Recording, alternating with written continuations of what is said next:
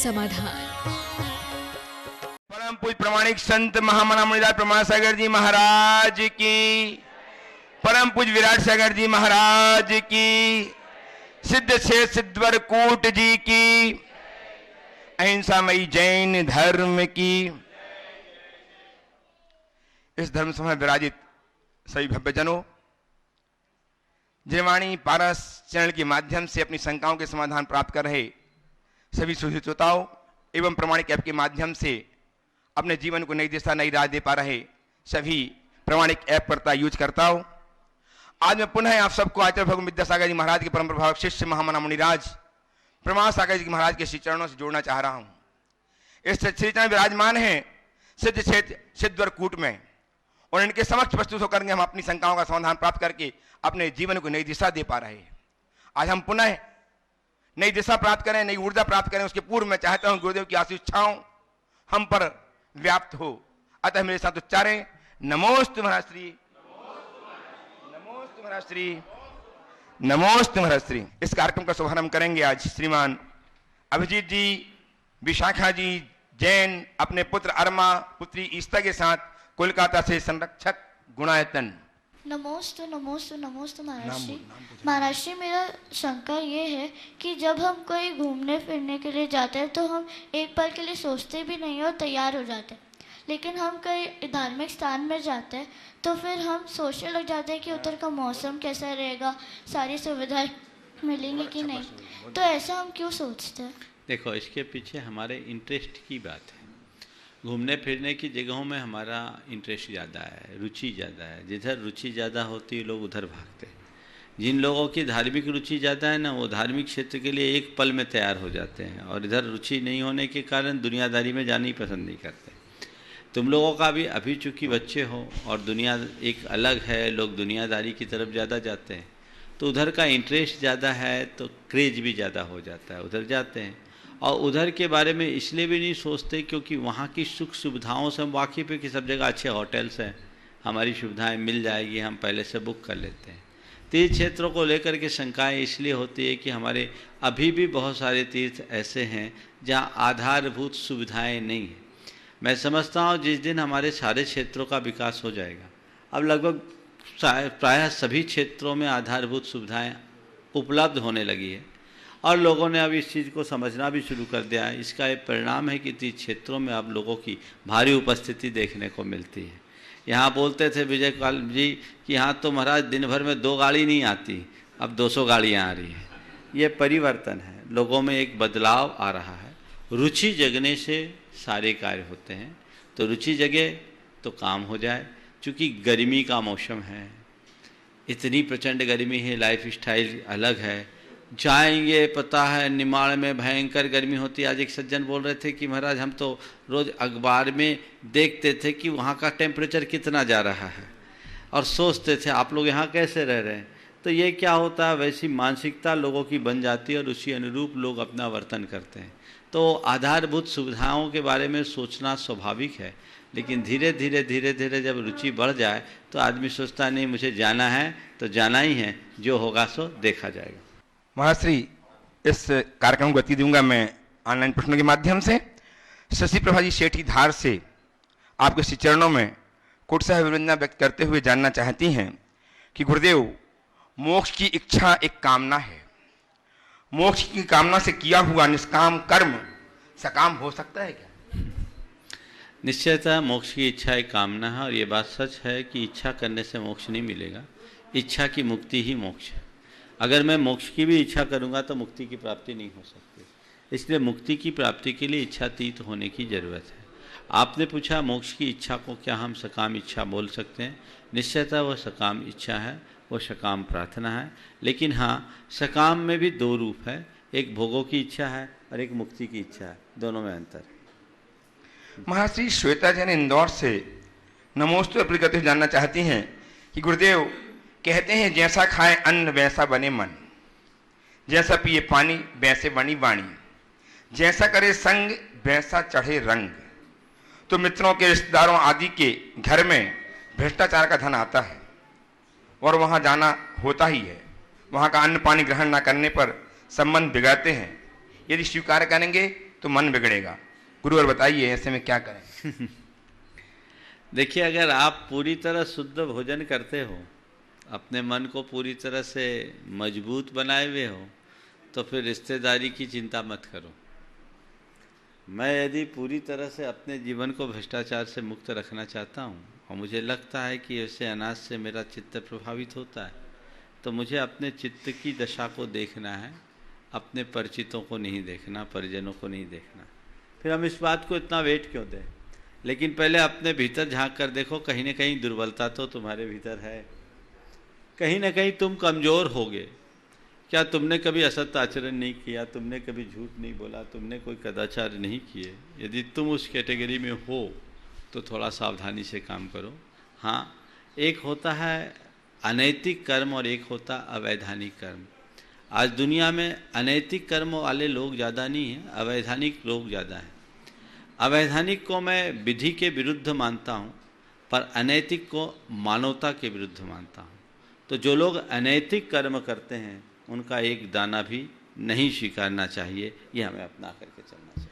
महर्षि शैलू परभणी से आपके चरणों में कोट से वंदन व्यक्त करते हुए जानना चाहती हैं। वे कहती हैं, गुरुदेव, कठिन परिश्रम और लगन से मैंने अपना गुरु बनाया। आपका आदर्श मेरे सामने है जब मैंने भावना योग अपनाया। हे गुरुवर, नमोस्तु। मानव का जीवन आधार है लाल चमकीला रक्त, उसकी कमी हो तो करती है जीवन से विभक्त। मैंने संसार में जन्म लिया है अच्छे काम करने के लिए, जीने के लिए मिली है अनमोल सांसें। इन सांसों को सहजने का क्या प्रयास करूं? असाता वेदनी कर्म में से बहुत परेशान हूं, कृपया मार्गदर्शन करें। देखिए, असाता कर्म का उदय है, घबराए नहीं, मन में धीरज रखे, अपने अंदर की सकारात्मकता को विकसित करे, अपने भीतर की शक्तियों को जागृत करे। अगर कोई अशाता के उदय से शारीरिक रूप से ज़्यादा परेशान है तो उन्हें चाहिए कि वो अपने मन को मोड़े, अपने चिंतन की दिशा को मोड़े। भावना योग की बात मैंने की, वैज्ञानिकों ने इस दिशा में काफ़ी शोध किए हैं। एक प्रयोग ये हुआ कि हमारे शरीर की जितनी भी रक्त कोशिकाएं हैं वो बहुत बड़े ऊर्जा के स्रोत हैं। यदि हम अपनी सोच के बदौलत उन्हें ठीक तरीके से संगठित कर ले, उन्हें सही दिशा में नियोजित करें, तो अपने भीतर अपार क्षमता विकसित कर सकते हैं और ये जीवन में बदलाव आ सकता है। हमारी सोच में एक बहुत बड़ी ताकत है और ये हमारा कर्म सिद्धांत भी मानता है। इस पर विस्तार से चर्चा तो मैं फिर आगे आने वाले भावना योग के दिनों में कहूँगा, लेकिन कर्म सिद्धांत की इस बात को बहुत ध्यान रखना चाहिए कि यदि आपकी अशाता का उदय तीव्रता से चल रहा है और मन में आपने क्षमता धार ली है, तो आपकी अशाता साता में परिवर्तित हो सकती है या अशाता डाइल्यूट हो सकती है। और आपकी शाता का उदय चल रहा हो, आपके मन में कलुषता की अधिकता हो, तो साता भी असाता में बदल सकती है या साता शिथिल हो सकती है, डाइल्यूट हो सकती है। ये जैन कर्म सिद्धांत की बात मैंने आप सबसे की। उसके आधार पर हम ये बता सकते हैं कि हमारी सोच का कितना असर है। यानी हम सोच बदलते हैं तो हमारे भीतर के कर्म की केमिस्ट्री बदल जाती है। कर्म का बंधन भी हमारे सोच का फल है और कर्मों का झड़ना भी हमारे सोच का फल है। तो एक कर्मों में बदलाव, हमारे शरीर में बदलाव, हमारी मानसिकता में बदलाव, बहुत व्यापक बदलाव होता है।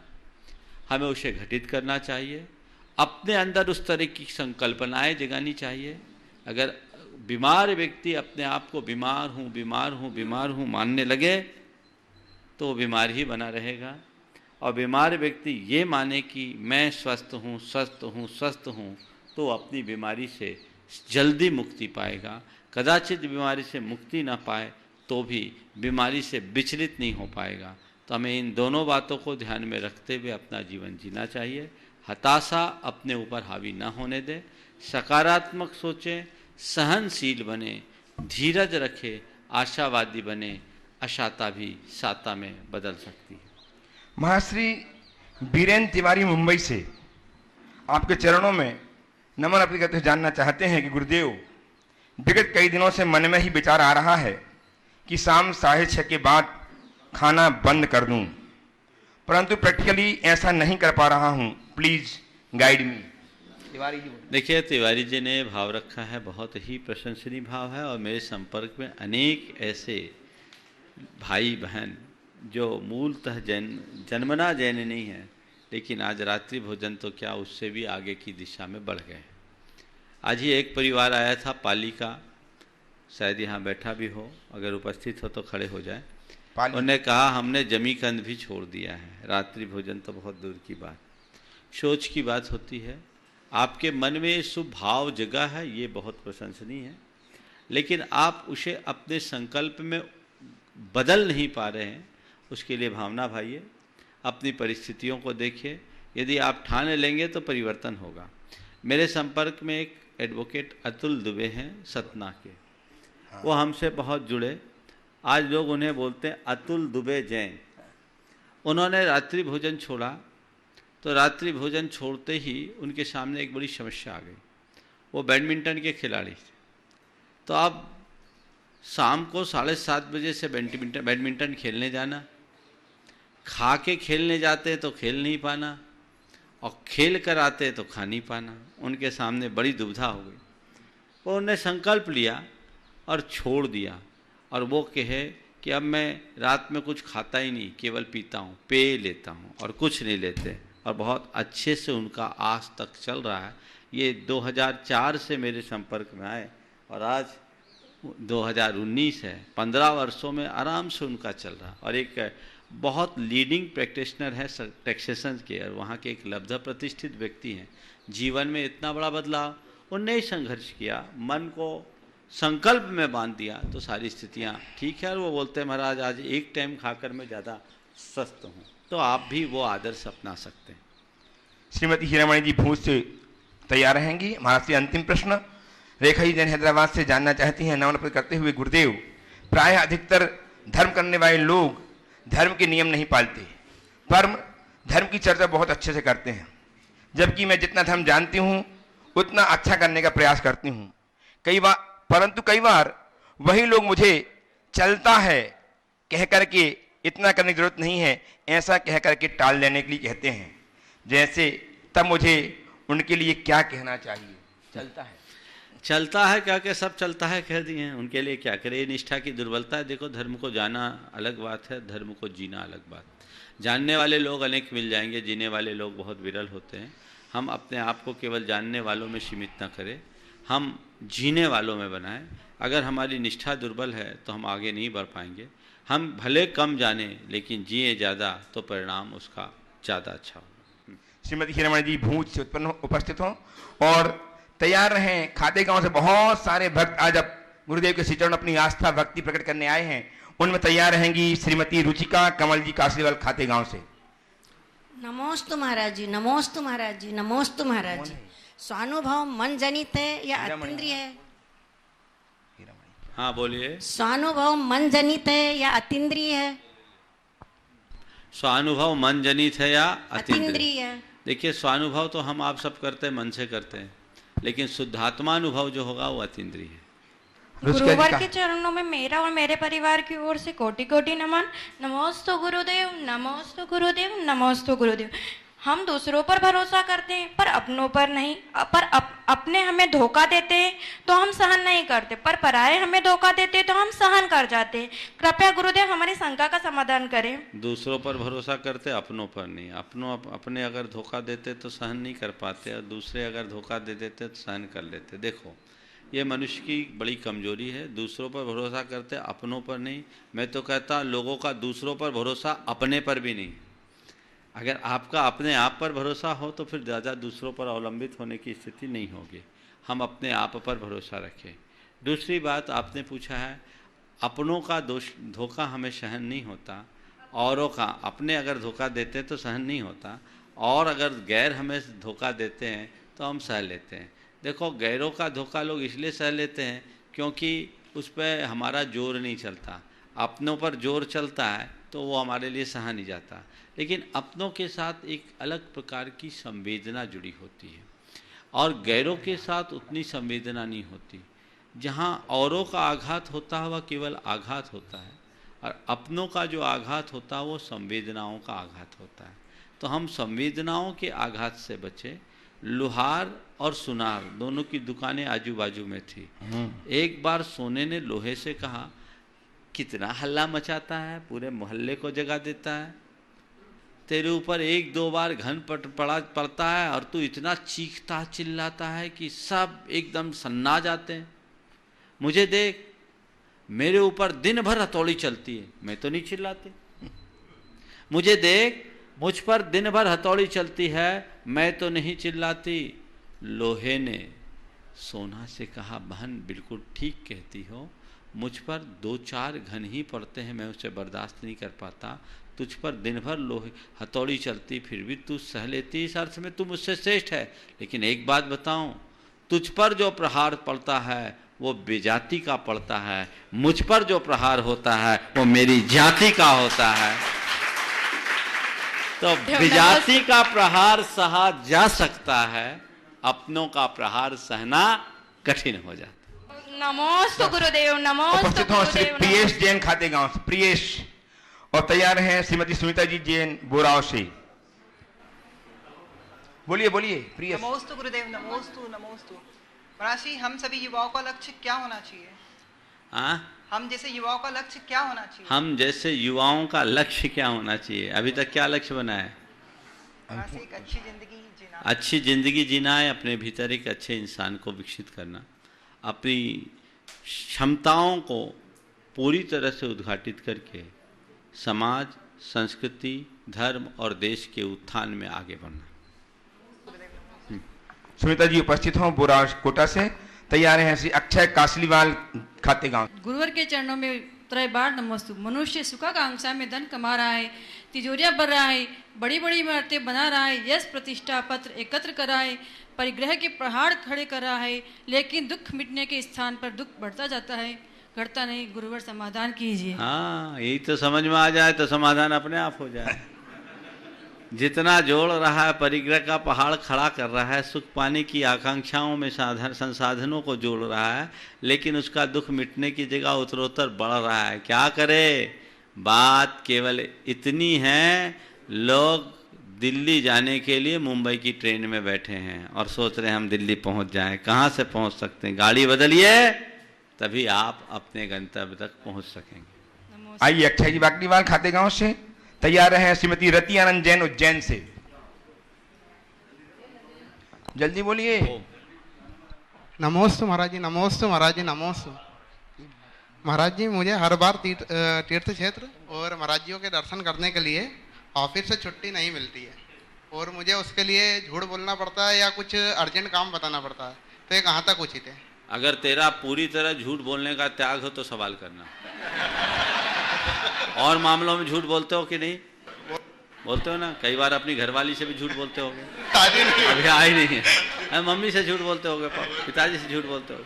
अगर दुनिया में कहीं झूठ नहीं बोलते हो और पक्के सच्चे हो तो तुम्हें न मुनियों के पास आने की जरूरत है, न मंदिर जाने की जरूरत है। तुम्हारा मन मंदिर बन गया। बहुत बढ़िया। लेकिन दुनिया के अन्य क्षेत्रों में तुम झूठ बोलते हो तो यहाँ पर क्यों सवाल करते हो? समझ गया? पुण्य मिलेगा या नहीं मिलेगा? हाँ, झूठ बोल के आता है तो पुण्य मिलेगा या नहीं? मैं तो बोल रहा हूँ, पहले तो तुम अगर झूठ बोलने के आदी हो तो इधर आते रहो, दिमाग मत लगा। हाँ। श्रीमती रति आनंद जी उज्जैन से उपस्थित हो, तैयार हैं श्रीमती श्रुति अंकित जैन खाते गांव से। नमोस्तु गुरुदेव, नमोस्तु। मेरे और मेरे परिवार की तरफ से नमोस्तु नमोस्तु। महाराज जी, मेरा क्वेश्चन ये है कि मुझे कोई काम में नहीं करना है पर वो मेरे उस काम से खुश होता है या उसे खुशी मिलती है, पर मेरा मन बिल्कुल भी नहीं है, पर अब मुझे उसे दुखी भी नहीं करना है, तो मैं उसके लिए क्या करूं? देखिए, कोई काम करने से सामने वाला खुश होता है और नहीं करने से सामने वाला दुखी होता है, पर हमारा मन उसको करने से खुश नहीं होता, तो हम क्या करें? सबसे पहले कार्य को देखो, कार्य क्या है। अगर मेरी मर्यादाओं की सीमा के भीतर है और उस सीमा में रहते हुए किसी का काम करने से उसको खुशी मिले तो हमें संकोच नहीं करना चाहिए, उदार बन करके खुशियाँ बांट देनी चाहिए। मेरी मर्यादा में तो है, हाँ। पर अब उन्होंने ऐसा बोला कि वो नहीं करना चाहिए। मैं समझ गया, बात समझ लो, ज़्यादा खुलासा मत करो लाइव प्रोग्राम, संकेतों में समझो। मैं आपकी बात के अगले चरण को कह रहा हूँ। लेकिन मर्यादा के बाहर है तो हमें ऐसे कार्यों को बिल्कुल नज़रअंदाज करना चाहिए। वो थोड़ी देर के लिए खुश होगा, बाद में नहीं।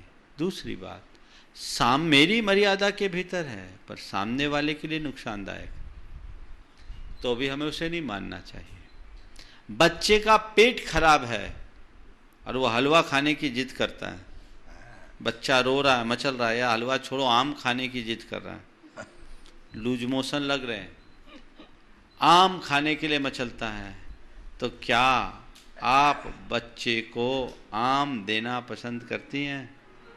नहीं आ रहा। बच्चे को तो दुख हो रहा है, क्यों नहीं दे रही? क्योंकि उसके लिए उचित नहीं है वो। बस, तो जहां औचित्य ना हो वहां खुशी को गौण कर दो, पर जहां औचित्य हो और हमारी मर्यादाएं भी सुरक्षित हो वहां खुशियां जरूर बांटो। उपस्थित हो श्रीमती श्रुति अंकित जैन खातेगांव से, तैयार हैं श्रीमती रेणु अनिल जैन जयपुर से। नमोस्तु महाराज जी, मेरे और मेरे परिवार की तरफ से कोटि कोटि नमोस्तु। महाराज जी, कल इंसिडेंट हुआ है सूरत में, बहुत सारे बच्चे मर गए उसमें। तो ऐसी दुर्घटना अगर हमारे सामने होती है तो हमें हमारी मनोदशा कैसी होना चाहिए, कैसे हेल्प करें उनकी, क्योंकि वहाँ पर बहुत सारे लोग वीडियो बना रहे थे और उस तरफ से हेल्प कर सकते थे उनकी, पर नहीं करी। देखिए, कल की जो दुर्घटना हुई है बहुत ही दर्दनाक खौफनाक घटना है। मेरी तो उस हर व्यक्ति और उस हर परिवार के साथ सहानुभूति और संवेदना है, और मैं प्रार्थना करता हूँ भगवान से कि उन सब की आत्मा को शांति मिले। एक बहुत बड़ा उपसर्ग और हादसा हुआ, बहुत बड़ा हुआ। ऐसी घटना अगर अनायास हो तो क्या करें? सबसे पहले तो इस तरह का प्रबंध होना चाहिए। आज इतनी तकनीकी विकास का युग है, हमें सब चीज़ें विधि विधान के अनुरूप बनाना चाहिए। मैं सभी से कहता हूँ, अपने घर आदि को आप बनाते हैं तो जो सरकार के नियम कायदे हैं उसके अनुरूप बनाएं, उसमें आपकी सुरक्षा है। लेकिन पढ़े लिखे प्रबुद्ध लोगों के बीच भी इस प्रकार की जागरूकता नहीं है। आप उदाहरण के लिए लीजिए, प्रशासन आपसे रोज कहता है हेलमेट लगा करके आप गाड़ी चलाएं, गाड़ी में बैठें, सीट बेल्ट सेफ्टी बेल्ट लगा करके आप वाहन चलाएं और वाहन में बैठें, लेकिन लोग आज भी उसकी उपेक्षा करते हैं और बेमौत मरने के पात्र बनते हैं। ये होता है। इसी तरह घर मकान आदि बनाते हैं, थोड़े से लोभ में सरकार के नॉर्म्स की उपेक्षा करते हैं और इस तरह के हादसे बन जाते हैं। मुझे पता नहीं कल जो हुआ वहाँ क्या था, क्या घटना क्यों घटी, मुझे नहीं मालूम। लेकिन जो आजकल बहुमंजिले इमारतों के साथ सरकारी नियम है, चारों तरफ फायर ब्रिगेड घूमने की जगह होनी चाहिए, उसके लिए आपातकालीन सीढ़ियाँ होनी चाहिए, अन्य व्यवस्थाएं होनी चाहिए, फायर फाइटर की पूरी व्यवस्थाएं होनी चाहिए। यदि ये सब होता तो इस हादसे को बहुत कम किया जा सकता था। तो पहला संदेश तो मैं और लोगों से ये कहना चाहता हूँ कि अब थोड़ा संभलें, ताकि देश में कहीं भी ऐसी घटनाओं की पुनरावृत्ति न हो। अब तो फायर सेंसर्स लग जाते हैं, कहीं कुछ होता है तो तुरंत के तुरंत उसे नियंत्रित किया जा सकता है। तो हमें उन तकनीकियों का प्रयोग करना चाहिए, क्योंकि सोचो जिनके वो बच्चे गए उस परिवार के ऊपर कितना वज्राघात हुआ, और बच्चे भी मौत में एकदम झुलसते हुए या ऊपर से कूद कर ये गए। ये दोनों बहुत गंभीर है। दूसरी बात, ऐसी घटना अगर घटे, कहीं अचानक हो, भगवान न करे कहीं हो, तो हम अगर उससे जूझ रहे हों तो क्या करें? उस समय घबराए नहीं, धैर्य से काम लें। बच्चे जो दनादन कूद रहे थे, यदि थोड़ा सा धीरज रखते और किसी से रस्सी की मांग करते और रस्सी ऊपर नीचे से ऊपर पहुंचाई जाती या त्वरित कुछ कार्रवाई की जाती तो उसके सहारे या अन्य माध्यमों से बच्चों को बचाया जा सकता था, या नीचे जहाँ वो कूद रहे थे वहाँ भी कुछ ऐसी व्यवस्थाएं की जा सकती थी। ये आपातकालीन स्थिति में जो भी व्यवस्था वो करना चाहिए। धार्मिक दृष्टि से ऐसी स्थिति में मन में एक संकल्प लेना चाहिए कि जब तक मैं उपसर्ग से बाहर ना आऊँ तब तक के लिए मेरे अन्न पानी का त्याग, सब जीवों से क्षमा, सबको क्षमा करो। शरीर के मोह को त्याग कर आत्मा पर दृष्टि रखो कि शरीर नाशवान है, आत्मा अमर है। अगर मेरी आयु की पूरी होने की घड़ी आज होगी तो मैं आज चला जाऊंगा, और मेरी आयु होगी तो मुझे कोई हिला नहीं सकता। अगर नष्ट होगा तो शरीर होगा, आत्मा का न तो जन्म हुआ न मरण हुआ। इस भेद विज्ञान के साथ अपने आप को साधे रखें। कदाचित इसमें हमारी आयु पूरी हो भी जाए तो सदगति के पात्र बनेंगे। आपने कहा दर्शक वीडियो बना रहे हैं, आजकल ये चलन बहुत हो रहा है। लोगों को सूझ नहीं रहा है कि हम क्या करें। अरे लोग आ जाते हाथ फैला करके तुरंत करते, कुछ तो बचते। आजकल लोग मानव श्रृंखलाएं बना देते हैं डिमॉन्स्ट्रेशन करने के लिए। क्या वहां पर ऐसा नहीं किया जा सकता था? 5-5, 7-7 आदमी एक दूसरे के हाथ पकड़ करके उसी का हाथों का जाल बना देते और लोग उस एंगल से आकर के कूदते तो कुछ नहीं हो सकता था। आजू बाजू से कोई वैकल्पिक व्यवस्थाएं करके कर लेते तो कुछ नहीं हो सकता था। हालांकि ये सारा खेल कुछ सेकेंडों का हुआ है, पर उस समय व्यक्ति को प्रत्युत्पन्नता का परिचय देना चाहिए। उस गली में कुछ नहीं, आजू बाजू से किसी के यहाँ से 4 चादर उठा लेते और चादर पर भी बच्चे कूदते तो बहुत कुछ हादसा रोका जा सकता था। तो हमें ऐसी घड़ी में अपना मानसिक संतुलन बनाए रखना चाहिए और उस समय जो बेहतर विकल्प हो उसकी पूर्ति करने की कोशिश करनी चाहिए, तो इस तरह की घटनाएं कम हो सकती। आइए श्रीमान अनिल जी रेणु जी जैन जयपुर से अनिल मुनि भक्त, और तैयार हैं श्रीमान राजेश जी पूनम जी जैन ट्रस्टी गुणायतन पुणे से अनंत मुनि भक्त। नमोस्तु गुरुदेव। गुरुदेव बोलिए। नमोस्तु गुरुदेव। गुरुदेव आयु, हाँ बोलो। कर्मों का उदय क्या आयु पर निर्भर करता है? क्योंकि बुढ़ापे में ही सारे रोग आते रहते हैं और रोग है जो पूर्व कर्म के संचित वही होते हैं कर्मी। फिर देखिए, कर्म का संबंध है आयु से नहीं है, नो कर्म से है। नो कर्म यानी ये शरीर है। हमारा शरीर जब पुराना होता है, जीर्ण हो जाता है, तो कर्मों को अटैक करने में अनुकूलता आ जाती है। शरीर मजबूत होता है तो कर्मों का अटैक कम होता है, तो इसको बोलते नो कर्म। अगर व्यक्ति लंबी आयु में भी नियमित दिनचर्या रखे और स्वस्थ शरीर रखे तो उसको बीमारियां नहीं घेरती। आज भी दुनिया में ऐसे अनेक लोग हैं जो 100 वर्ष के हो चुके हैं और 32 ज्यों की तो हैं, एक भी बीमारी नहीं। तो कोई ज़रूरी नहीं कि बुढ़ापे में बीमारी आए, हालांकि बुढ़ापा भी अपने आप में एक बीमारी है। लेकिन अगर हमारा मनोबल अच्छा है, विचार अच्छे हैं, चर्या अच्छी है, शरीर ठीक है, तो उम्र भी हम पर हावी नहीं होती। आइए श्रीमान राजेश जी पूनम जी जैन ट्रस्टी गुणायतन पुणे से तैयार हैं श्रीमती शोभा जी, सारिका जी, पुष्पा जी, सरिता जी गोहिल उज्जैन से अपनी भक्ति तो एक प्रश्न करेंगी चारों में। नमोस्तु गुरुदेव। गुरुदेव, अक्सर एक उच्च अधिकारी अपने नीचे काम करने वाले सहकर्मियों को यह फीडबैक देता है कि उनको बेहतर करना चाहिए, परंतु साथ ही यह भी सत्य है वह नहीं चाहता कि वह उनसे बेहतर करें। तो गुरुदेव, इस दोहरे मापदंड से एक अधिकारी को कैसे बाहर निकलना चाहिए और दोनों में कैसे संबंध होने चाहिए? देखिए, जिस अधिकारी की आप बात कर रहे हैं प्राय कारपोरेट हाउस में होता है। वहाँ एक प्रकार की प्रतिस्पर्धा है और कोई भी उच्चाधिकारी अपने से नीचे के अधिकारी से काम लेना तो चाहता है, लेकिन श्रेय खुद लेना चाहता है। वो जानता है कि यदि मुझसे बेहतर ये कर बैठेगा तो मेरे सीट को खतरा होगा, तो उसे वो करना पड़ता है। लेकिन यदि व्यक्ति की सोच व्यापक हो तो ये चाहेगा कि तुम मुझसे आगे बढ़ो, पर ऐसा आज के व्यवसायिक युग में बहुत कठिन सा है। लोग वैसे सोच बना करके चलते अपनी सीट को सुरक्षित रखने की मनोभावना। अगला उपस्थित हो जैन से श्रीमती शोभा जी कासलीवाल, सारिका जी जैन, पुष्पा जी बज, सताजी गोहिल एक प्रश्न करने के लिए तैयार रहें। श्री अनिता जी सुरेश जी कासलीवाल खाते गांव से। हे गुरुदेव, मेरा और पूरे उज्जैन वासियों का आपके चरणों में त्रय बार नमोस्तु नमोस्तु नमोस्तु। गुरुदेव, मेरा प्रश्न है, धार्मिक आचरणों का पालन करते हुए अपने कर्तव्यों का पालन हम अच्छे से करते हैं, फिर भी पाप कर्म हमारा पीछा नहीं छोड़ते, तो हम क्या करें? पाप कर्म पीछा नहीं छोड़ते तो मत छोड़ने दो, उसको साफ करो, हारो मत।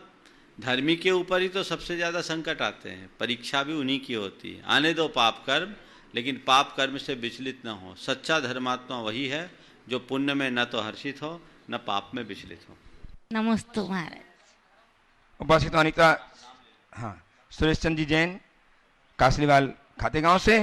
तैयार हैं श्रीमान काकू जी अपने परिजनों के साथ कानपुर से, जो गुरुवर के चरणों में मेरे परिवार की तरफ से, मेरी तरफ से कोटि कोटि नमन। नमस्तु महाराज जी, नमस्तु नमस्तु। प्यास लगी थी गजब की, प्यास लगी थी गजब की, पर पानी में जहर था। पीते हैं तो मर जाते हैं, नहीं पीते हैं तो भी मर जाते हैं। बस यही है, बस बस बस यही है। बहुत अच्छी पंक्तियां ढूंढ के लाई हैं। हाँ। क्या करना चाहिए? क्या करना चाहिए इन परिस्थिति में? क्या करना चाहिए? मेरी संगत प्यास लगी थी गजब की, पानी था पर उसमें जहर मिला था। पीते हैं तो मर जाते हैं, नहीं पीते हैं तो भी मर जाते हैं। ऐसी स्थिति में क्या करना चाहिए? मैं तो ये कहूँगा प्यासे मर जाना चाहिए। कम से कम ये तुम पर आक्षेप तो नहीं आएगा कि ये जहर पी के मर गया। जहर पी के मरना आत्महत्या है, समझ गए? जब भी ऐसी स्थिति हो जहरीले पानी को कभी मत पीना, समझ गए? चलिए। उपस्थित डॉक्टर अनूप जी जैन कानपुर से अपने परिजनों के साथ आप पीछे अभिवंदना व्यक्त करें और प्रश्न प्रस्तुत करके समाधान प्राप्त करें। भेजे जल्दी। उपस्थित रहे, तैयार हैं श्रीमान रतन लाल जी सिंगोली सिंगोली से। सब एक साथ हो जाओ, सब एक साथ। नमोस्तु गुरुवर।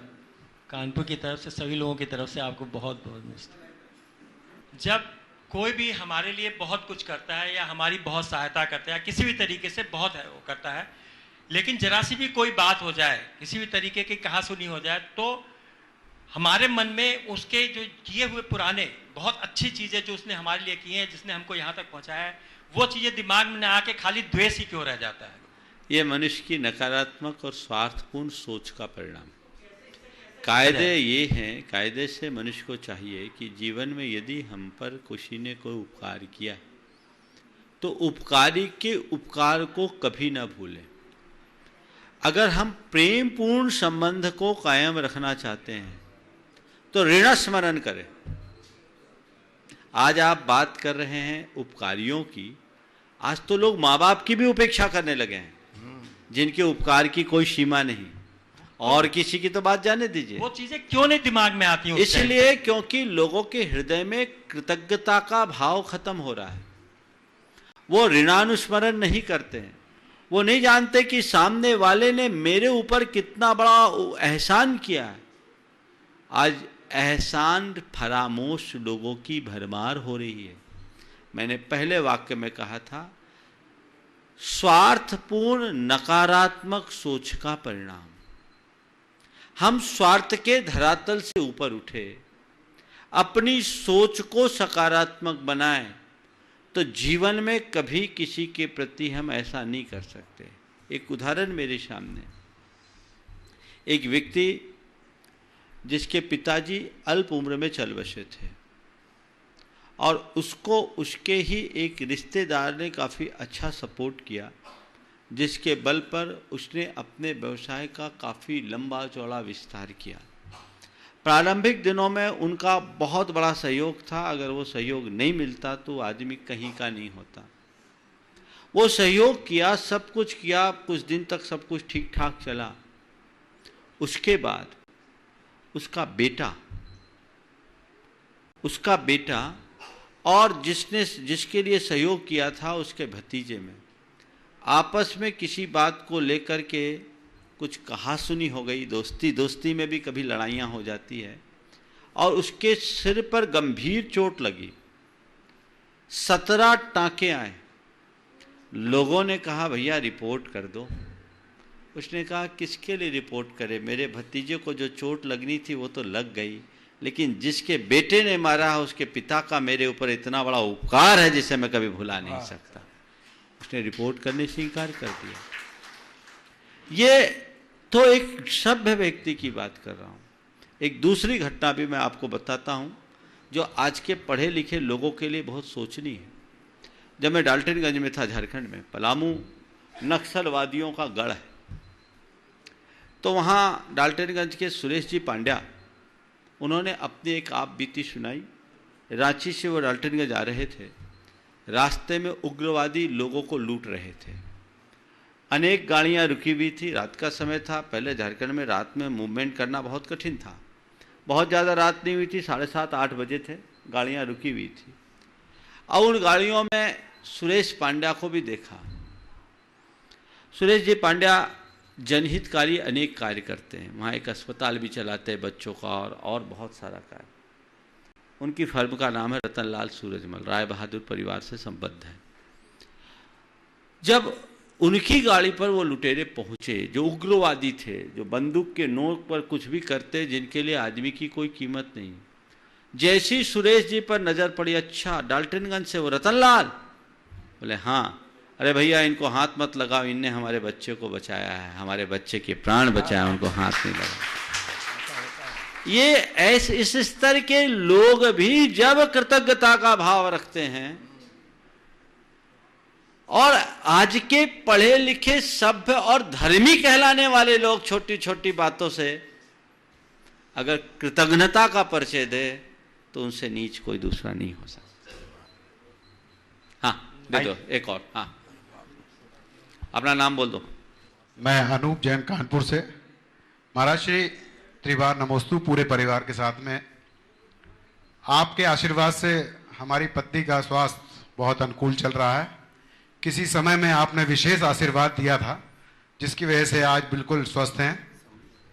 उसकी जो क्रिया अणमुकार मंत्र की चल रही है उसके बारे में कई लोग पूछते हैं और कहते हैं कि क्या हम ऐसे ही शुरू कर सकते हैं या किस विधि से ये कार्य करें, कृपया एक बार प्रकाश डालें। वैसे कई बार आप बता चुके हैं। पहले तो अपना और अपनी धर्मपत्नी का नाम बताओ। मेरा नाम अनूप जैन और मेरी पत्नी का नाम प्रीति जैन। दोनों सामने आ जाओ। प्रीति अभी आई नहीं है। अच्छा वो नहीं आई, तो तेरी बहन दिख रही है। हाँ ये सिस्टर। देखिए ये अनूप भाई है।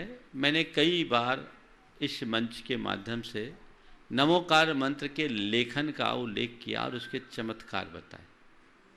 उसका सबसे पहला केस जो था वो इनकी धर्मपत्नी के साथ था। ये 2002 की बात है।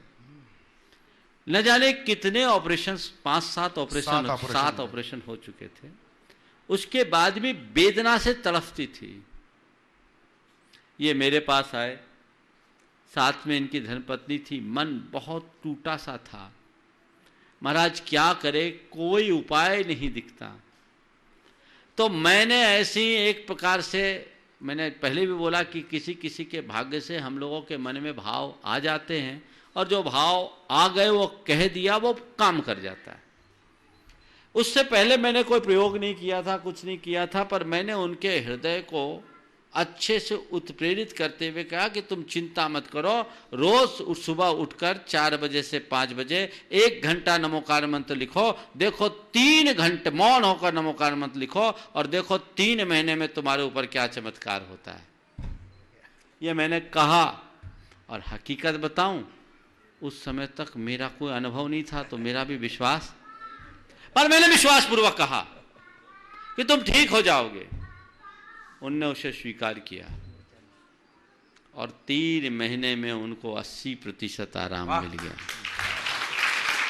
उसके बाद 2003 में जब हमारा बोहरी वन चातुर्मास हुआ तो ये आए, बोले महाराज हमारी सारी दवाइयाँ छूट गई। आज भी 2003 से 2019 आज वो प्रीति पूरी तरह से ठीक है। तो मैं यही कहता हूँ लोग इससे प्रेरणा ले।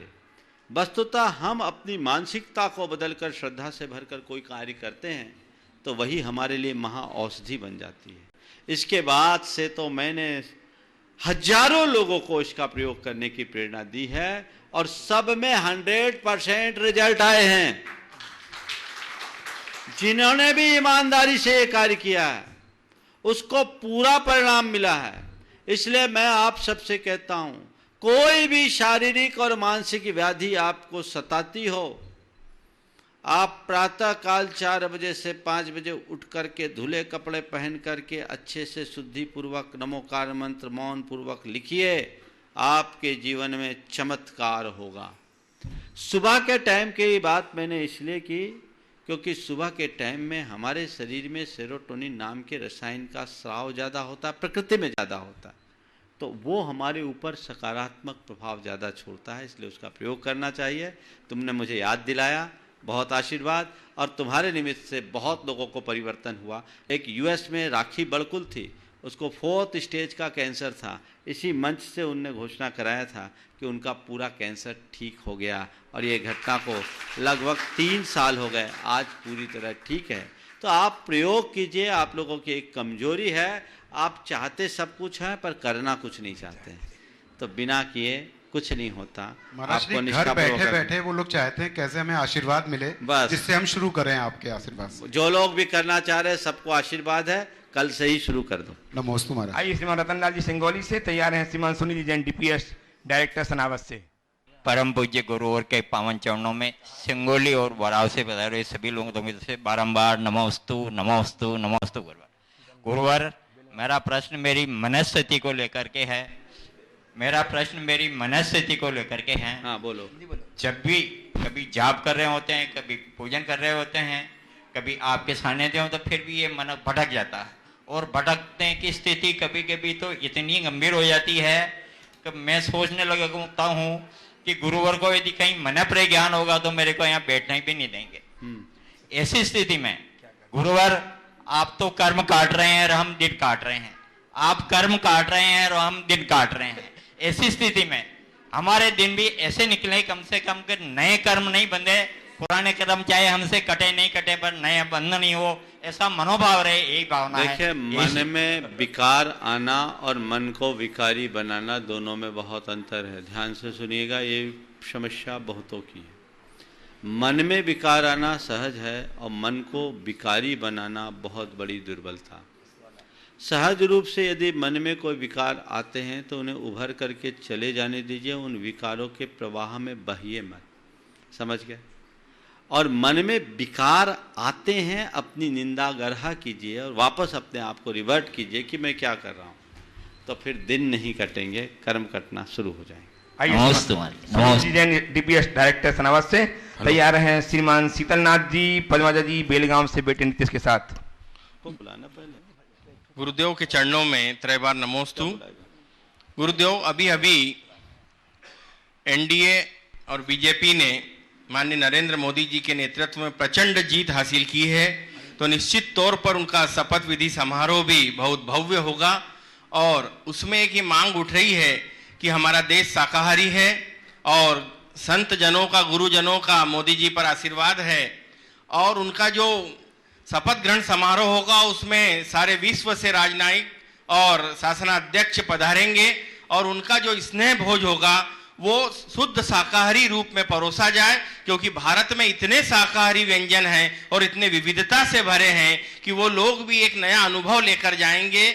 और साथ ही साथ एक बात और आई थी कि विश्व की सारी समस्याओं की जड़ ग्लोबल वार्मिंग, ओजोन परत को नष्ट होना, इसमें सब में मांसाहार का एक बहुत बड़ा हाथ है। और जर्मनी में भी अभी अभी ये रेजुलेशन पास हो चुका है वहाँ की पर्यावरण मंत्री ने कि वहाँ के सारे शासकीय समारोह में शाकाहारी व्यंजन ही परसे जाते हैं। तो इस बारे में गुरुदेव आपका क्या कहना है? देखिए, आपने बहुत ही सामयिक बात उठाई है, और ये बात प्रत्येक व्यक्ति को जो आज इस कार्यक्रम को सुन रहे हैं, उस कार्यक्रम को सुनने वाले सभी से मैं कहना चाहूँगा कि प्रधानमंत्री के कार्यालय तक ये संदेशा पहुँचाएं। भारतीय जनता पार्टी के कार्यालय में उनके राष्ट्रीय अध्यक्ष के नाम पर ये संदेशा पहुँचाएं। हमारे देश के राष्ट्रपति महोदय के नाम पर ये संदेशा पहुँचाएं, और उनसे निवेदन करें कि ये बहुत ही गौरव की बात है कि हमारे जो प्रधानमंत्री हैं वो विशुद्धतया शाकाहारी हैं, और भारतीय जनता पार्टी के जो राष्ट्रीय अध्यक्ष आपके अमित शाह जी हैं वो भी शुद्ध शाकाहारी हैं। तो जो खुद शाकाहारी हैं और उनके नेतृत्व में यदि सरकार का गठन होने जा रहा है तो सभा में जो भी हो उस समारोह में जो भी हो शाकाहारी परोसा जाए, उसमें वो भारतीयता का बोध करा सकेंगे और विश्व को एक बहुत अच्छा संदेश दे सकेंगे।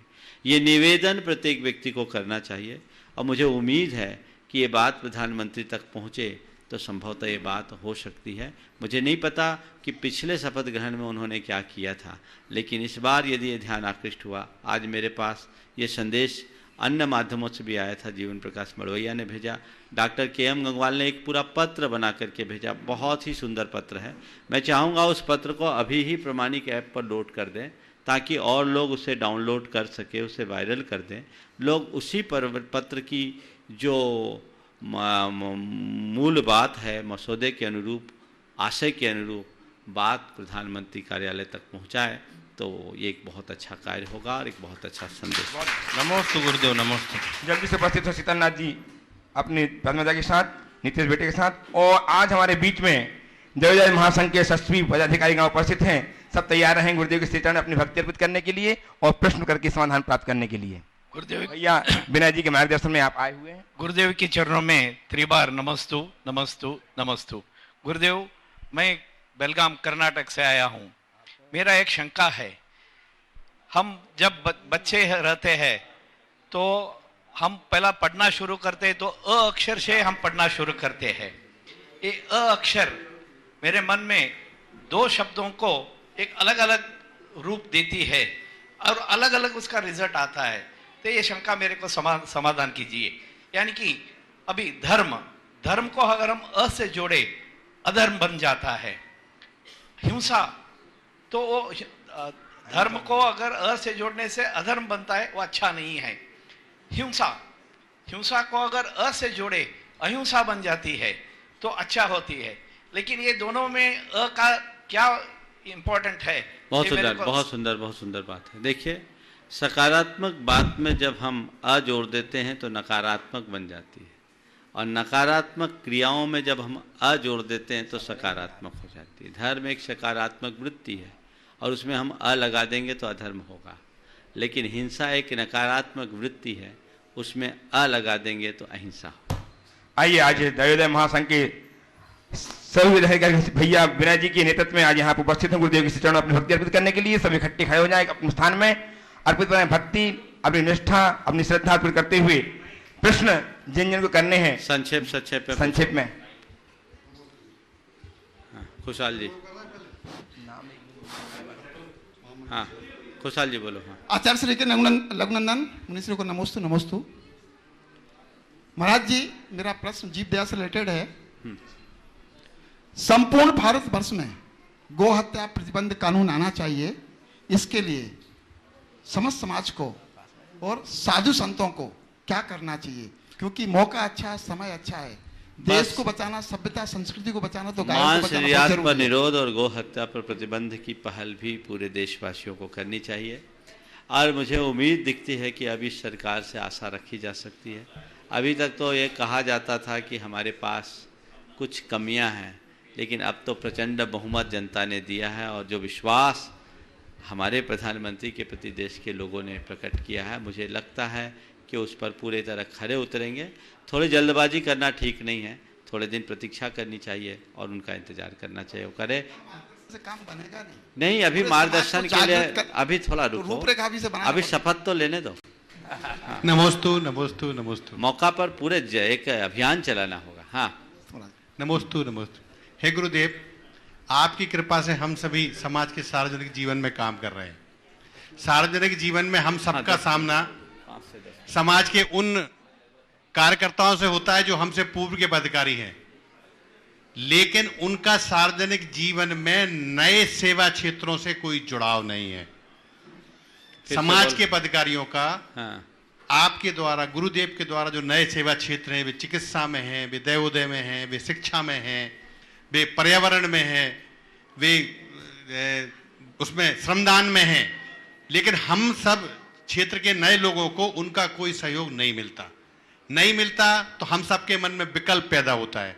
विकल्प पैदा होता है तो फिर भाव बनता है, भाव नहीं बांधे तो काम नहीं होता है। और हम सबका मुकाबला नित्य प्रतिदिन जितने आपके सामने खड़े हैं, समाज में ऐसे ही पदाधिकारियों से नित्य प्रतिदिन होता है जिनका कि नए सेवा कार्यों के प्रति कोई भाव नहीं है। देखिए, किसी का भाव हो या ना हो, हमें अपने भाव को उनसे प्रभावित नहीं रखना चाहिए और हमें तो गुरुदेव के भाव को देखना चाहिए और अपना भाव आगे बढ़ा लेना चाहिए। बोलता रहा हूँ, अपने भाव को संभालो, परिणाम अच्छे आएंगे। लक्ष्य के प्रति यदि 4 आदमी भी समर्पित होकर के काम करे तो बहुत अच्छे परिणाम आ सकते हैं। हमें किसी भी तरीके से हताश होने की ज़रूरत नहीं है, सतत प्रयास जारी रखें, परिणाम जरूर आएंगे। अच्छे कार्य के लिए हमें थोड़ा धीरज रखना आवश्यक। नमोस्तु महाराज जी। बोलो। मेरी शंका है कि जो परंपराओं के कारण आज समाज में विघटन है, तो यहाँ तक तो फिर भी ठीक था कि समाज में कुछ विरोधाभास होता था, लेकिन अब ये घरों पे लोगों के घरों में ये प्रभाव डालने लगा है। तो इसके लिए क्या करना चाहिए? एक ही घर में 2-2, 3-3 परंपराएं जागृत हो। मान्यता भेद है, एक अलग अलग चलता है, एक निश्चय नहीं है, एक व्यवहार नहीं है। ऐसी कई तरह की कहानियाँ लोगों के साथ होती। बंधुओं, अब इसका कोई उपाय नहीं है।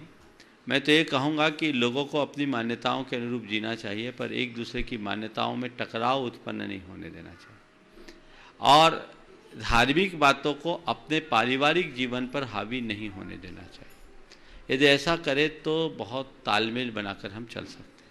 महाराज श्री के चरणों में नमोस्तु। महाराज जी, ये यज्ञाध्याचार्य जो होता है, कौन से उसमें होता है, ये थोड़ा समझ। 11वें गुणस्थान से होता है, बीतरागी मुनियों का। हाँ, गुरुदेव के चरणों में नमोस्तु। महाराज श्री, मध्य प्रदेश से आप 2004 में गए थे, तब आपने एक जैन युवा संगठन बनाया था और आपने उस संगठन के माध्यम से समाज में एकता, समाज की कुरीतियाँ और इन सब के लिए बहुत प्रयास किया था। महाराज जी, आपके लौटते हम लोग अब जब जैन युवा संगठन में थे, बुजुर्ग संगठन में आने की शुरुआत हो चुकी है। तो महाराज जी, तब से वो एकता और अभी तक वो एकता का पाठ और आपके प्रवचनों और संघर्ष समाधान के माध्यम से बहुत बहुत प्रकाश में लाया जा रहा है, फिर भी एकता नहीं आ पा रही है और अनेकता के हम लोग शिकार होते चले जा रहे हैं। महर्षि, आप मार्गदर्शन करें जिससे समाज में एकता भी आए। दूसरी एक कोई इसी से लगा हुआ प्रश्न है कि समाज की युवतियाँ जो आजकल जो समाज से बाहर संबंधों को स्थापित है, उसके संदर्भ। इन दोनों विषयों पर पर्याप्त प्रकाश मैंने समय समय पर डाला। आज सुबह का प्रवचन इसी पर है। चलो। हाँ, नमोस्तु महाराज श्री। हाँ महाराज जी, आपके और गुरुदेव के आशीर्वाद से भोपाल में एक गुरुकुल प्रारंभ किया है विशुद्ध गुरुकुलीन शिक्षा पद्धति को पुनर्स्थापित करने के लिए। उसमें 72 कलाओं को समाहित किया है, लेकिन वर्तमान में जो अभिभावक हैं वो आधुनिक सुविधाओं के साथ बच्चों को रखना चाहते हैं। तो इस आधुनिक सुविधा और प्राचीन गुरुकुलीन शिक्षा परंपरा, इन दोनों का समन्वय हम कैसे करें? देखिए, हमारे यहाँ कहा गया था विद्यार्थी चेत कुतो सुखम, सुखार्थी चेत कुतो विद्या। ऐसे लोगों को आपके जाकर साबरमती के गुरुकुल को दिखाना चाहिए, जहाँ पूरी प्राचीन पद्धति के अनुरूप शिक्षा है और वहाँ बड़े बड़े अरबपतियों के बच्चे पढ़ रहे हैं। लोगों को उससे प्रेरणा लेनी चाहिए और वहाँ तो जैसे मुझे जानकारी है, उनके पास जितनी सुविधा उससे ज़्यादा बच्चे वहाँ आते हैं और बहुत थोड़े को वहाँ वो प्रवेश मिल पाता है। तो हमें ये ध्यान रखना चाहिए, यदि हम अपने बच्चों के व्यक्तित्व को सही अर्थों में निखारना चाहते हैं तो हमें उस दिशा में बहुत सार्थक प्रयास करना चाहिए। चूँकि अभी समय ज़्यादा हो रहा है, इसलिए मैं इसमें बढ़ा दिया है, 10 मिनट बढ़ा दिया। चलिए, आप लोगों के निमित्त से आज अच्छा हो गया। पारस चैनल ने 10 मिनट का समय बढ़ा दिया। एक बार करता ध्वनि से पूरे पारस चैनल के लिए। देखिए, आपने एक बहुत ही महत्वपूर्ण विषय को छेड़ा है। शिक्षा का हमारे जीवन में बहुत महत्वपूर्ण स्थान है। अब चूंकि समय है तो आज मैं इस पर पुनः प्रकाश डालना चाहूँगा। और शिक्षा के स्वरूप को, शिक्षा की व्यवस्था को हमें समझना चाहिए। आप खड़े रहे विनय जी। शिक्षा के स्वरूप और शिक्षा की व्यवस्था को समझना चाहिए। भारत में शिक्षा की मूलभूत अवधारणा सीख से जुड़ी थी, जो व्यक्ति को अक्षर ज्ञान के साथ साथ जीवन का अनुभव भी बताते थे। गुरुकुलीन शिक्षा में लोगों को ज्ञान भरपूर मिलता था, पर डिग्री नहीं, योग्यता मिलती थी। वो प्रतिभा को निखारा जाता था। जब से मैकाली की शिक्षा पद्धति लागू हुई, तब से अब योग्यता तो एक तरफ हो गई, डिग्री मूल हो गई और आज की ये शिक्षा मनुष्य को नौकर बना करके सीमित कर देती है, जबकि हम नौकर बनने के लिए पढ़ाई नहीं करते, हम तो कुछ अच्छा करने के लिए करते हैं। एक बहुत अच्छा मॉडल हमारे सबके बीच जो गुरुकुल के रूप में प्रकट हुआ है साबरमती, और देश में ऐसे अनेक गुरुकुल हुए हैं। मुझे बहुत प्रसन्नता है कि विनय भाई ने उसका एक बहुत सार्थक पहल की और दिगंबर जैन समाज के द्वारा ये पहला गुरुकुल है। लोग अगर चाहते कि मेरे बच्चे के व्यक्तित्व का निर्माण हो तो आप अपने बच्चों को ऐसे गुरुकुलों में पढ़ा कर देखें, जिसे मानव संसाधन विकास मंत्रालय ने अवार्ड दिए, प्रशंसित किया है। आज उन बच्चों के टैलेंट्स को देखो, उनकी प्रतिभा को देखो। आईआईटी के बच्चे भी उनके आगे लोहा मानने लगे हैं, उनने उसे मनवा दिया, जो उनके संपूर्ण व्यक्तित्व को मजबूत करने वाली है। तो हमें उनसे जुड़ी हुई जितने भी साहित्य हैं उनका प्रचार प्रसार करना चाहिए, लोगों के तक ये बात पहुंचानी चाहिए कि हम अपने बच्चों के भविष्य को ठीक बनाना चाहते हैं तो क्या करें। यदि ये बातें हम ध्यान में रखेंगे तो बहुत अच्छे परिणाम आएंगे। समय समय पर इस मंच के माध्यम से भी ये बात पहुंचाई जा सकती है। एक बात जरूर इस बीच में मैं कहना चाहूँगा, आज प्रातःकाल के प्रवचन में भी मैंने कहा था, आने वाले 7 तारीख को जैन जनगणना जागरूकता अभियान की एक पहली बैठक है, जिसकी चर्चा मैंने पिछले रतलाम चातुर्मास में की थी। मुझे बहुत प्रसन्नता है कि बिना किसी सांगठनिक स्वरूप के लगभग 3 लाख परिवारों के नाम आ गए। अब उसके लिए एक मीटिंग यहाँ बुलाई जा रही है, बैठक बुलाई जा रही है, जिसमें जितने लोगों की सूचनाएं थी उनके पास औपचारिक पत्र तो इस यहाँ समिति के माध्यम से गया है, लेकिन अभी बहुत सारे ऐसे कार्यकर्ता जिनकी कोई सूचना नहीं, उन तक कोई पत्र नहीं पहुँच पाया। ये एक समाज का बहुत ही उपयोगी काम है, जिसमें हम समाज में एक जागरूकता ला सकें, ताकि आने वाली जनगणना में हमारी वास्तविकता का पता लग सके, लोगों में जागरूकता हो और हम समाज के कमज़ोर अभावग्रस्त लोगों का सर्वेक्षण करके उनके जीवनोत्थान का कोई ठोस कार्यक्रम संचालित कर सके। तो मैं इस मंच के माध्यम से आप सब तक संदेश पहुंचाता हूं कि जो लोग भी इस तरह के कार्य में अपनी सहभागिता देने की रुचि रखते हैं, वे 7 तारीख के इस कार्यक्रम में जरूर आएं। एक चिंतन बैठक है जिसमें विचार विमर्श करके इस पूरी परियोजना को व्यापक स्वरूप देने के लिए कुछ ठोस निर्णय लिए जाएंगे। तो आप सब का स्वागत है, उसमें आए। मुझे बहुत प्रसन्नता होगी जब लोग खुद होकर के आए, लेकिन जो भी आना चाहते हैं वे आने की सूचना यहाँ की समिति को दे दें, ताकि वे आपको आपके अनुरूप व्यवस्थित कर सके। हाँ बोलिए। नमस्ते महाराज जी। महाराज जी, दयोदय पशु सेवा केंद्र के आचार्य श्री ने कहा था कि ये करुणा की प्रयोगशालाएं हैं, और वास्तव में करुणा उनमें उत्पन्न हुई और मैं देखते देखते खोजते खोजते यहाँ तक पहुँचा।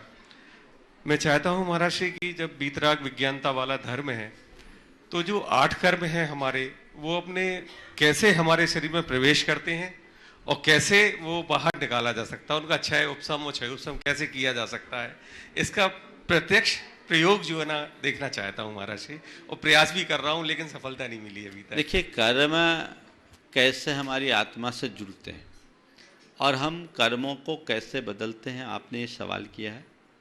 दरअसल कर्म मूर्त होते तो हम बहुत आसानी से दिखा सकते थे, लेकिन जिस कर्म की बात हम करते हैं वो कर्म अमूर्त है, और उस अमूर्त कर्म को हम सीधे सीधे तो नहीं बता सकते, लेकिन अनुभव करा सकते हैं। न कर्म आपने देखा न मैंने देखा, किसी ने नहीं देखा, नहीं देखा न पुण्य देखा क्या, पाप देखा क्या, लेकिन आज मैं आपको दिखा देता हूँ मैंने कब पुण्य बांधा और कब पाप बांधा, इसकी एक कसौटी देता हूँ। पुण्य का मतलब होता है पवित्रता, मन में पवित्रता की अनुभूति ही पुण्य है। जिस क्षण मेरे भीतर अहोभाव जग रहा है, समझ लेना पुण्य बंध रहा है। मन की पवित्रता पुण्य का संचार करती है, ये कसौटी है। तो अपनी विशुद्धि को बढ़ाओ, पुण्य बंध गया। जैन कर्म शास्त्र कहता है विशुद्धि क्या है? पुण्य कर्म के बंध योग परिणाम का नाम विशुद्धि है, 7 अधिक पुण्य कर्मों का। और संक्लेश क्या है? अशाता आदि पाप कर्म के बंध योग परिणाम का नाम संक्लेश है। तो मेरे भाव अच्छे हैं यानी पुण्य आ रहा है, और भाव बिगड़े यानी पाप आ रहा है। तो आने वाले पुण्य पाप को हमने जान लिया। पाप एक प्रकार का मल है। मल अगर किसी चीज में लग जाए, उसको हम साफ करते हैं तो उज्ज्वलता प्रकट होती है, और मल लगने से वो मलिन हो जाता है। आपकी सफेद कमीज है, अगर मैल लग जाए तो दाग धब्बा दिखता है, और अगर हम उस मैल को साफ करें तो इसकी स्वच्छता उभरती है। रोज का अनुभव है। मन में मलिनता है, समझना पाप बंध रहा है, और मन की मलिनता जारी है, समझना पाप छट रहा है, पाप धुल रहा है। ये एक कसौटी है। इस आधार पर अगर हम चलेंगे तो निश्चयतः अपने जीवन में बड़ा बदलाव घटित कर सकेंगे। नमस्ते। तैयार हैं श्रीमान राहुल जी जैन, IAS, जैन समाज की गरिमा को गौरवान्वित करने वाले राहुल आएंगे। हमें स्वागत करेंगे। हम दिगंबर जैन सिद्धकूट सिद्ध क्षेत्र से निवेदन की राहुल जी जैन का सम्मान करेंगे।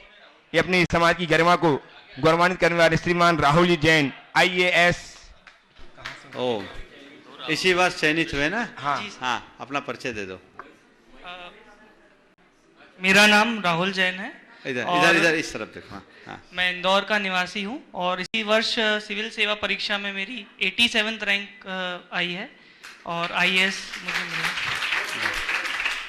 बहुत सुंदर। हाँ, 2 राहुल हो गए। बहुत सुंदर। हाँ, बोलो।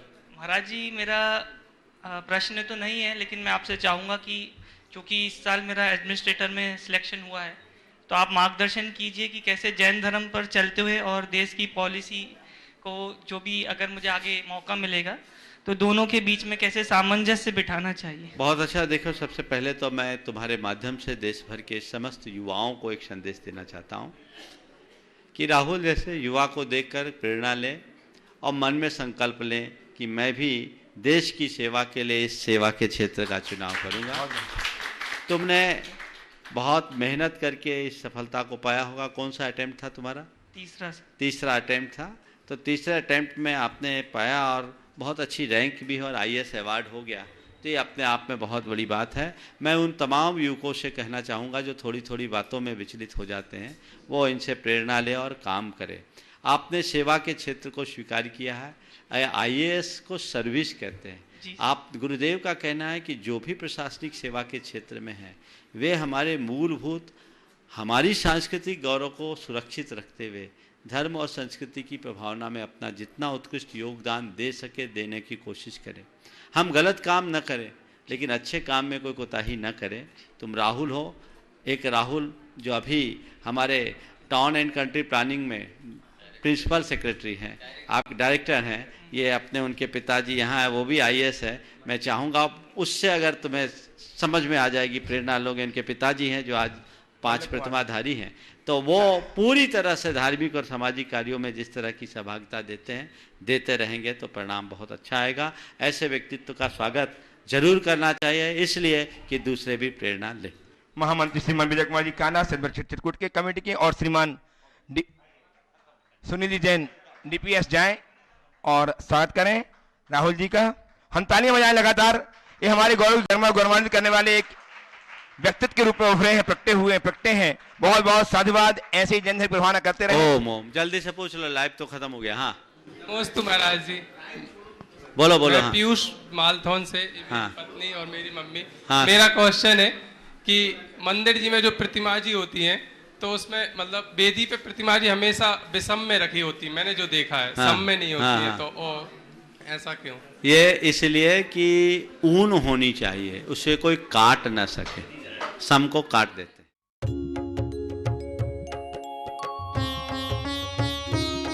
शंका समाधान।